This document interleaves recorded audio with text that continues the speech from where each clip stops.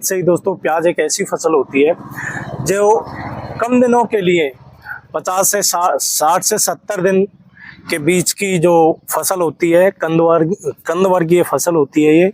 इसमें जो पोषक तत्व है उनकी बहुत ही खास ज़रूरत होती है, और अगर हम इनको टाइम पे फर्टिलाइज़र एवं पोषक तत्व नहीं देंगे तो हमारी जो प्याज की फसल है उसका उत्पादन कम होगा दोस्तों।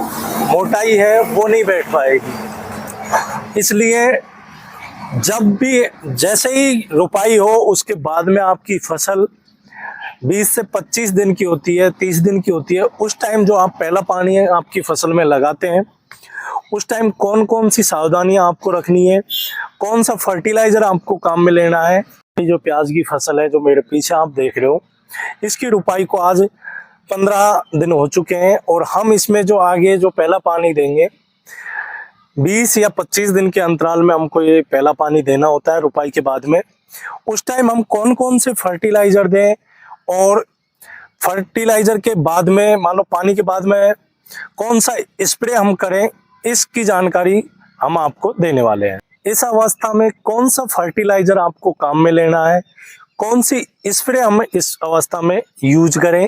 दोस्तों इस फसल का जो टाइम होता है, पकने का जो टाइम होता है, रुपाई से लेके 60 से 70 दिन की इसकी अवधि होती है, और जो इसके पहले 25 दिन होते हैं, 20 से 25 दिन होते हैं, हमारी फसल के लिए बहुत ही इम्पोर्टेंट दिन होते हैं।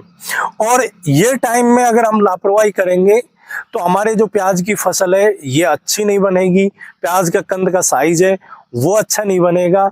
अगर हम इस टाइम अगर कोई भी लापरवाही करते हैं तो हमारी जो फसल है कहीं ना कहीं हमको नुकसान देखने को मिल सकता है दोस्तों।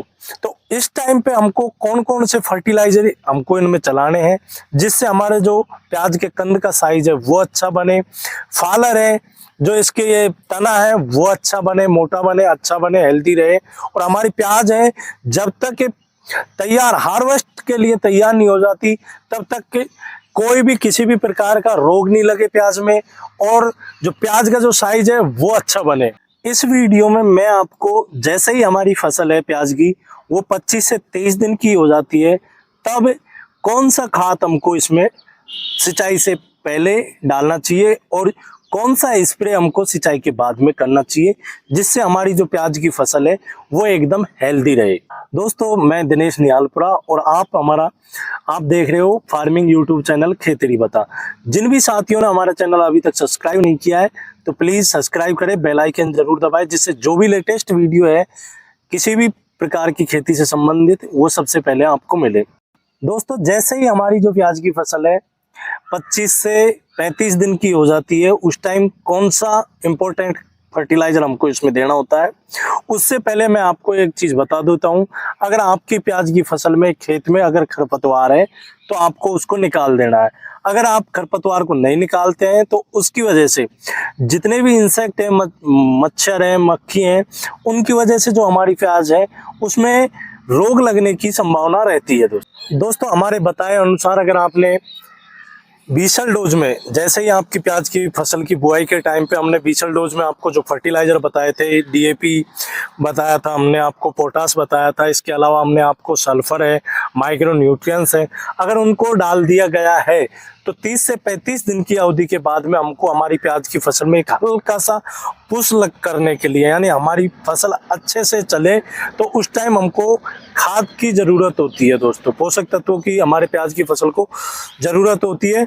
तो कौन कौन से पोषक तत्व हम देते हैं दोस्तों, इस वीडियो में मैं जो भी जानकारी आपको दूंगा वो प्रति एकड़ के हिसाब से, जो भी फर्टिलाइजर है उसकी मात्रा जो बता रहा हूँ वो प्रति एकड़ के हिसाब से है। आपने जो बीसल डोज में वो फर्टिलाइजर डाल दिए हैं और आपकी फसल बिल्कुल हेल्दी चल रही है तो आपको 25 से 30 दिन के बाद में आपकी फसल में पानी देने से पहले 25 से 30 किलो प्रति एकड़ के हिसाब से डीएपी डालना है। अगर डीएपी आपको नहीं मिल रहा है दोस्तों तो एनपीके 12-32-16 आपको लेना है, उसका भी डोज आपको 25 से 30 केजी रखना है दोस्तों। इसके अलावा जो यूरिया है यूरिया आपको जो काम में लेना है दोस्तों, 25 से 30 किलो यूरिया काम में लेना है। आप यूरिया की मात्रा को 25 से 30 किलो ही रखना, ज्यादा नहीं रखना दोस्तों।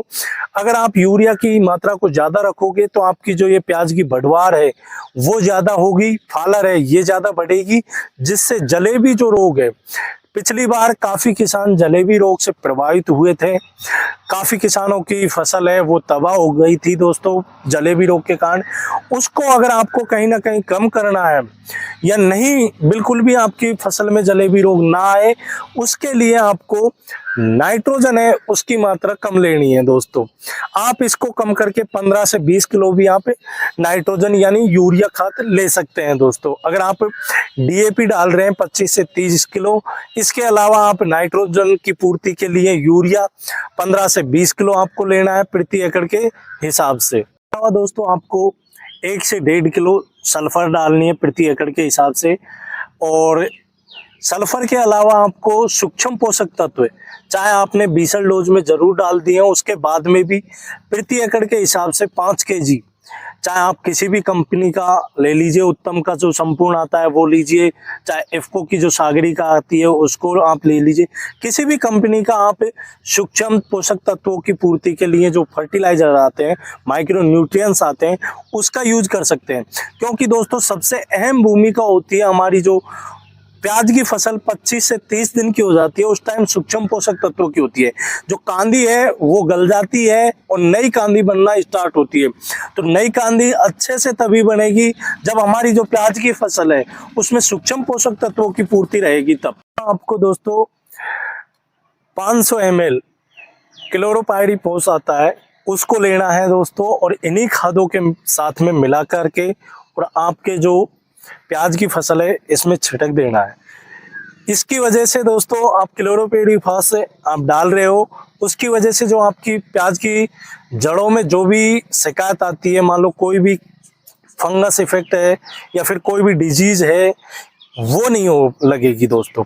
हमारी जो प्याज की फसल की जो जड़ है इनमें किसी भी तरीके की कोई भी बीमारी नहीं लगेगी। और अगर हमारी प्याज की फसल की जड़ हेल्दी रहेंगी तो हमारी जो प्याज की फसल है वो हेल्दी रहेगी दोस्तों।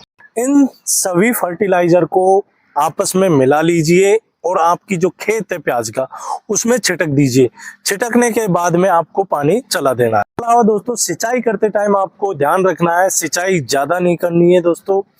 आपकी प्याज की फसल में ज्यादा नमी बनी नहीं रहनी चाहिए। अगर आपकी फसल में ज्यादा नमी बनी रहेगी, ज्यादा नमी बरकरार रहेगी, क्योंकि बरसात की वजह से भी नमी रहती है दोस्तों, तो सिंचाई का विशेष आपको ध्यान रखना है।